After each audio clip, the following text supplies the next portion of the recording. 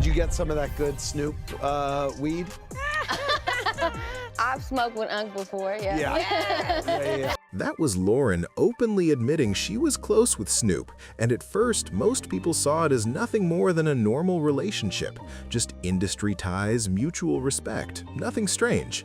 But now new footage of Snoop and Lauren together has people looking twice. Suddenly, the energy feels different. Some believe this clip hints at something deeper, a hidden connection, and a few even whisper that Lauren may have played a role in setting him up, whether knowingly or not. Let's slow it down and really break this apart. Snoop Dogg and Lauren London. That footage alone was enough to throw the entire hip-hop world into chaos. This wasn't Snoop cracking jokes, smiling for cameras, or playing his usual laid-back Uncle Snoop character. No, this was Snoop standing side by side with Lauren London, Nipsey Hussle's longtime partner after Nipsey's tragic murder. And here's the part people can't ignore. Lauren London wasn't just another person grieving Nipsey, she was Nipsey's circle. From her emotional tribute at the Staples Center to her powerful speech at the BET Awards, Lauren became the voice everyone listened to. She became the image, the symbol, the living reminder of Nipsey's loss. So whoever stood next to her wasn't just standing next to Lauren, they were standing next to Nipsey's entire legacy. After his death, Lauren wasn't just a grieving partner, she became the public face of his memory. The way she spoke about him turned her into the embodiment of what Nipsey stood for. Brands placed her front and center. Award shows handed her the mic. Tributes, documentaries, campaigns all leaned on her voice to carry Nipsey's impact forward. She was everywhere, not because she chased attention, but because the culture demanded it. People wanted to see her, hear her, understand Nipsey's story through her. That pressure turned her into something bigger than a partner. She became a chess piece. If you stood beside Lauren, you stood beside Nipsey's legacy. That's why this clip shook people up. Proximity to Lauren meant proximity to Nipsey's legacy, and in a world where that legacy was already being pulled apart, Snoop's presence in that frame didn't feel innocent. To many, it felt calculated. To really get why emotions ran so high, you have to go back to the moment Nipsey was killed. When those shots rang out in front of the Marathon store, Los Angeles didn't just lose a rapper, it lost a builder, a businessman, and a man who rose above the block while still holding it down. And when a man grows bigger than his own block, the aftermath is never clean. Love starts clashing with jealousy. Loyalty gets tested by betrayal almost immediately. After Nipsey's death, Black Sam stepped into protector mode.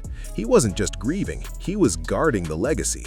He made it clear Nipsey's empire would stay in family hands, and anyone disrespecting his brother's name would face real consequences. Those weren't just tough words, that was a warning shot. Sam already knew vultures would circle, he knew opportunists would try to slide in quietly, and he wasn't about to let Nipsey's life's work turn into a feeding ground. But here's where everything got complicated. Nipsey's empire wasn't only contracts and businesses, it was built on relationships. And relationships crack under pressure. Even among Nipsey's closest people, tension started showing. Brick Baby admitted he and Black Sam had their own clash after Nipsey passed, and that clash came down to loyalty. Lines were being drawn.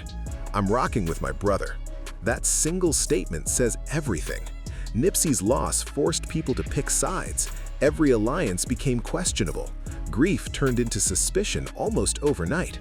Then Charleston White dropped his explosive claim. He said the quiet part out loud, that Nipsey wasn't taken out by just one man, but by the jealousy inside his own circle. Sit with that for a second. If Nipsey was targeted for rising too high, then the danger wasn't only outside forces, his empire was under pressure from within. And this is exactly where the industry steps in. Yeah, but you don't know till it's at your front door. I always say the front row at the funeral is different. You know, when you have to sit down, like, you know, I've been at a lot of funerals. I bet. I've never sat front row at one. That's different. What does that do to you? Shift your perspective on life. You know what I mean? Make you see not only that it's life short, but that it's a gift, you know, and because everyone's time is so different. While family fought to protect the legacy and the streets dealt with envy, the music industry saw opportunity. Nipsey had cracked the code. He owned his masters, he owned his brand, he owned his block. Independence was his crown, and in an industry built on control, that kind of freedom made him a threat. From behind bars, Suge Knight threw out a claim that tied everything together. He said Puffy destabilized Nipsey's circle by introducing harder substances into the mix. This wasn't partying, this was weakening a movement. Then Suge dropped another bomb, this time involving Snoop. He claimed Snoop was moving in the shadows, even trying to bail out Keef D, the man tied to Tupac's murder, because Keef was talking too much. Weeks after Nipsey's death, Los Angeles was thick with suspicion. The Marathon store became sacred ground, but also contested territory. Who truly represented Nipsey? Who was speaking for him? And who was using his name for clout? The whispers only grew louder by the day. That disrespect, bro, you in their presence, you better smack. In their presence, ain't nobody disrespected, bro.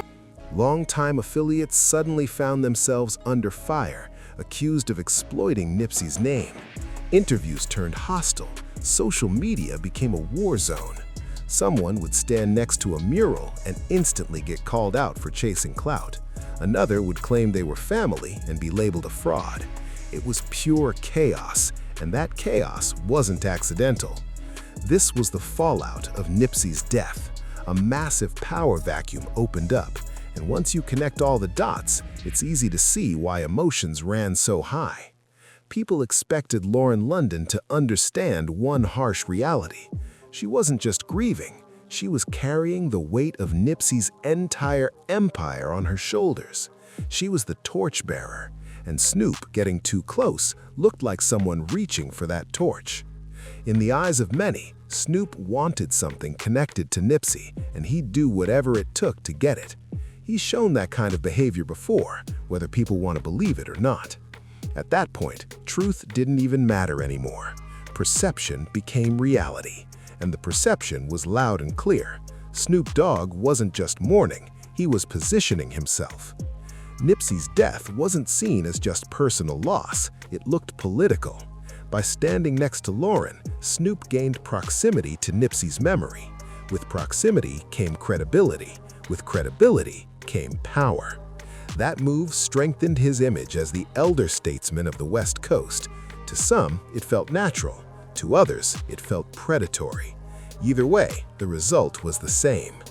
That footage became a symbol of a much larger fight, a fight over Nipsey's throne. And don't get it twisted, there was a throne. If you believe what Suge claimed earlier about Snoop, then Nipsey wasn't just taken out by a single gunman. He was weakened, destabilized, and left exposed by forces way bigger than the neighborhood. And who else kept getting accused of playing both sides? Snoop Dogg. That's why the footage hit harder than anyone expected.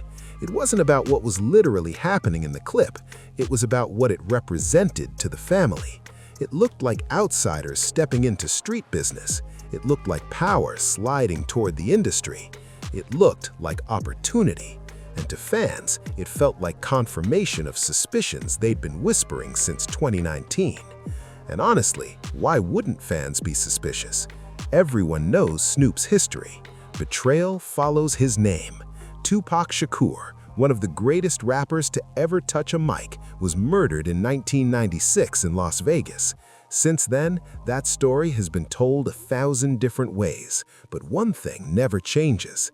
People keep pointing at those closest to Tupac. And again, Snoop's name finds its way into the conversation. Because when Tupac was alive, Snoop was supposed to be his brother in arms. They recorded together, partied together, and shared stages like brothers.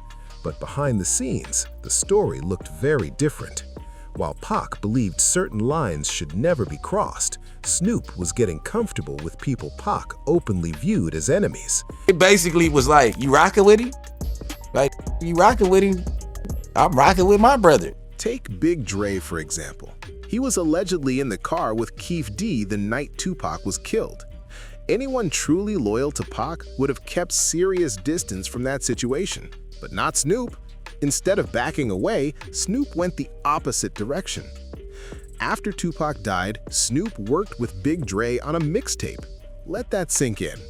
Pac was murdered in 1996, and while emotions were raw, Snoop found himself in a complicated lane. His relationship with Pac had already been strained near the end. Still, after Pac's death, Snoop suddenly became one of his loudest mourners, publicly attaching himself to the tragedy while staying connected to people linked to it. Think about that. Your brother gets killed, the suspects are still right there, and instead of separating yourself, you're cutting records with them. That's not loyalty, that's betrayal. And Snoop's betrayal of Pac didn't stop there. Over the years, he's been caught embellishing stories about Tupac, sometimes twisting facts, other times straight up making things up. One example stands out. Snoop once claimed Tupac introduced him to blunts. Sounds cool on the surface, right? Except the timeline doesn't match. Cameron Diaz herself admitted she used to buy weed from Snoop back in high school. That means Snoop was already deep in that lifestyle long before Pac ever entered the picture. So why lie? Why create a fake bond after Pac was gone? The answer is image, legacy. Snoop knows the public loves the idea of him being part of Pac's inner circle, so he rewrites history to fit that role. Napoleon from Tupac's Outlaws crew called this out directly. He said Snoop pushed a false narrative, including claiming Pac was disliked in prison. That wasn't true. Pac was respected. Snoop just made that story up. Even Nas got pulled into this web. Snoop once claimed Tupac confronted Nas at the 1996 VMAs, saying Nas showed up with 100 shooters and Pac was reckless. But according to Napoleon, who was actually there, that scene never happened like that. In reality, Pac and Nas handled it calmly, squashed the misunderstanding, and moved on like grown men. Nas himself later confirmed Snoop's version was nonsense. So the pattern stays clear. Create myths after someone dies, call yourself their brother, and distract people from how you really moved while they were alive. And now, Biggie enters the picture. Snoop has often painted himself as being close to Biggie, especially after Pac's death. He tells stories of deep talks, respect, and peace. But according to Gene Deal, Diddy's former bodyguard, that's all media spin. Gene Deal questioned it straight up. If Snoop and Biggie were truly that close, then why doesn't the history line up? They never even hung out when Biggie was in LA.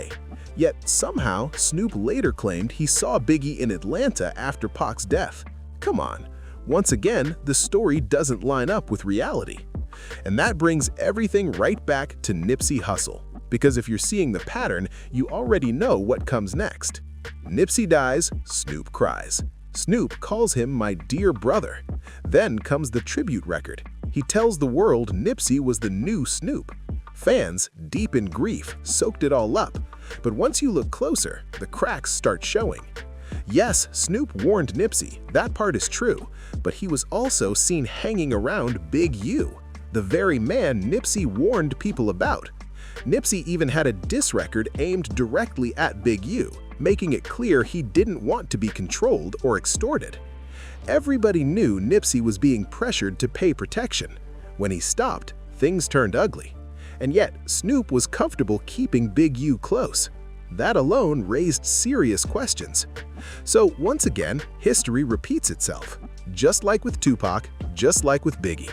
When the legend is alive, Snoop aligns himself with their enemies. When the legend is gone, Snoop steps forward, rewriting the narrative and placing himself at the center as the grieving brother. All the big homies in the set was jealous of Nip, because all the young Nip. Nip got bigger than the program, so Nip got clipped because Nip. That's why Nipsey's death can't be brushed off as a random hit anymore. Eric Holder pulled the trigger, yes, but he didn't design the entire play. There were bigger forces involved, hidden hands. People with a lot to lose if Nipsey kept winning.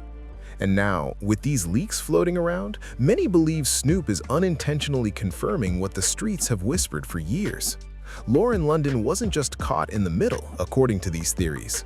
Some believe she may have been closer to the inside than anyone realized. Toward the end of Nipsey's life, he started pulling away from certain industry spaces. He refused to check in. He refused to play the extortion games. If only Nipsey had realized someone close to him had ties to the same forces he was trying to escape, maybe things would have gone differently.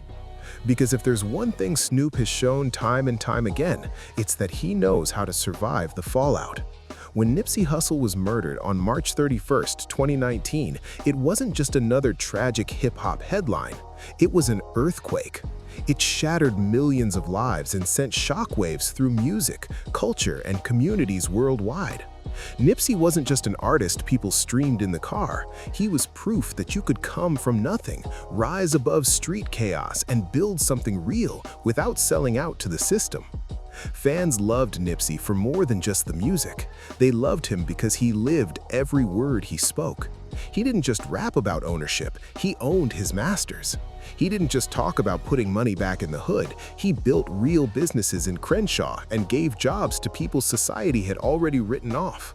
And he didn't just talk loyalty, he stayed rooted in his community even when fame and money gave him every excuse to walk away. So when the news broke that Nipsey had been gunned down in front of his own Marathon store, a place that symbolized his entire vision, the reaction was instant, raw, and overwhelming. In Los Angeles, the streets flooded with people. Crowds gathered outside the Marathon, leaving flowers, candles, handwritten letters, and murals. Grown men cried openly. Strangers hugged each other like family, because that's what it felt like. In a very real way, people had lost someone personal. Nipsey was the voice of South Central, but his reach stretched far beyond it. Murals didn't just appear in LA, they popped up across the country, from Houston to New York to Chicago. Even overseas, from London to Lagos, walls were painted with Nipsey's face alongside one message: the marathon continues. Social media exploded with tributes, hashtags, and emotional posts. For weeks, it felt like the culture hit pause to grieve. Fans weren't just mourning a man, they were mourning what he stood for. Nipsey represented a blueprint for a better future. He proved you could reject industry tricks, keep your independence, and still win. His death forced people to ask a painful question. If someone like Nipsey, someone building businesses, helping his people, staying true, could be taken out like this, what hope was left? Nipsey's death didn't only crush fans, it devastated artists who grew up watching him. To younger rappers, Nipsey wasn't just a peer, he was a mentor, a big brother, a living example of how to move through the industry without losing yourself.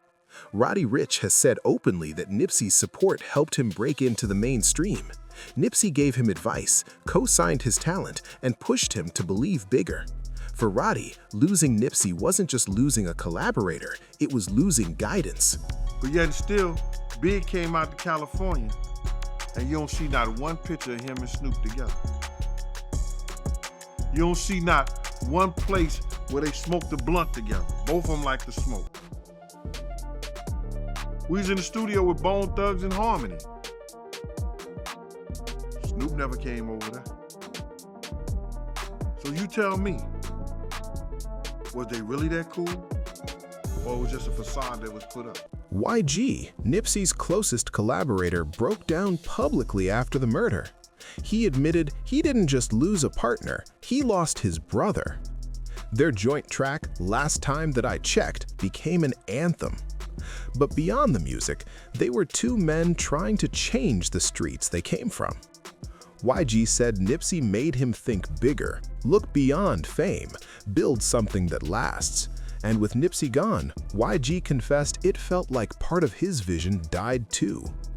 Even heavyweights like Kendrick Lamar and Jay-Z made it crystal clear that Nipsey's impact went way beyond music. Kendrick, known for his sharp, conscious lyricism, saluted Nipsey as someone who represented the very best of Los Angeles, gritty, independent, and visionary to the core. Jay-Z went even further, quietly setting up a trust fund for Nipsey's children, Imani and Cross, making sure the legacy Nipsey built wouldn't disappear with him. That single move spoke volumes. It showed just how deeply Nipsey was respected at the highest levels of hip-hop. And his reach didn't stop with rappers. Athletes, actors, and politicians all felt his presence. LeBron James called Nipsey an inspiration. Former President Barack Obama sent a letter to Nipsey's memorial praising his dedication to uplifting his community. That's how powerful Nipsey was. He wasn't just a rapper, he was a leader who crossed cultural lines. And maybe the most heartbreaking part of it all, Nipsey was just getting started. Victory Lap had finally cemented him as a Grammy-nominated artist. It was the album he spent years crafting, and it proved he could win on his own terms. No shortcuts, no industry leash. But Victory Lap was only the beginning of what Nipsey had planned behind the scenes. He was building a real estate empire in South Central, not buying mansions in Beverly Hills, but investing in the very blocks he grew up on. He wanted to turn them into safe spaces for the next generation. He was putting money into tech startups, pushing STEM programs for kids in the hood, and creating opportunities meant to last longer than any record deal. Nipsey said it himself, he didn't want to be just a rapper, he wanted to be a mogul, someone who could shift the balance of power in hip-hop away from corporations and back to the artists. Other rappers didn't see Nipsey as competition, they saw him as a leader, someone clearing the path, making ownership and independence possible for the next wave. With Nipsey alive, the West Coast didn't just have a star, it had a visionary capable of reshaping the entire industry. And with him gone, that momentum was cut short. The Marathon brand still lives, the message still echoes, but the full scope of what Nipsey could have achieved was stolen the moment those shots rang out in front of his store. That's why Nipsey's death hit so hard. This wasn't just about losing a man, it was about losing a future. Fans saw Nipsey as hope. Artists saw him as a blueprint for independence. Communities saw proof that someone could rise from the hood and bring everybody with him. And when that was taken away, it felt like the system had won. Same old story, a visionary cut down right before changing the game. But if there's one thing Nipsey always preached, it was this: the marathon continues. After his death, those words turned into a rallying cry. Murals, tattoos, songs, social media posts, movements, all created to keep Nipsey's vision alive. Still, no tribute, no mural, no hashtag can erase the pain of what was lost. Nipsey Hussle wasn't just another rapper. He was a leader, a teacher, a father, a businessman. His death wasn't only personal, it was a cultural robbery. And here's the most painful twist. As fans mourned and artists promised to carry on his legacy, whispers started spreading. Maybe this wasn't just another random act of violence. Maybe it wasn't only Eric Holder pulling the trigger. It's up, man. I just want to send prayers out to Nipsey Hussle and his family, to Lauren London and her family. It's up, man.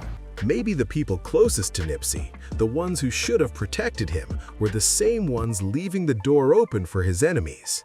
That's why fans today aren't just grieving, they're angry. Angry at the idea that powerful figures with endless influence could have pulled strings behind the scenes. Angry at suggestions that Lauren London, the woman who cried for Nipsey on stage, may have been closer to industry power players than people realized. And angry at Snoop Dogg, Nipsey's so-called brother, who always seems to appear at the center of tragedy with a eulogy ready, but questions hanging over his loyalty. Grief turned into suspicion, suspicion turned into outrage, and outrage turned into a demand for answers. Fans aren't satisfied with Eric Holder did it anymore. They see the bigger picture. Nipsey wasn't just taken out by one man, he was silenced by a system built on power, greed, betrayal, and manipulation. And the more dots people connect, the worse it looks. The footage of Snoop and Lauren standing too close, the alleged tapes tying Lauren to Diddy's world, Snoop's long history with Tupac and Biggie. Piece by piece, it paints a darker picture. Nipsey's death wasn't the end of the marathon, it was the start of a much darker race. Because what fans and artists truly lost wasn't just Nipsey, It was the future he was building for them. And the hardest truth to accept is this: that future may not have been stolen by strangers, but by people standing closest to him. If this breakdown made you think, make sure to like, subscribe, share, and comment your thoughts below. Your support helps keep this conversation going.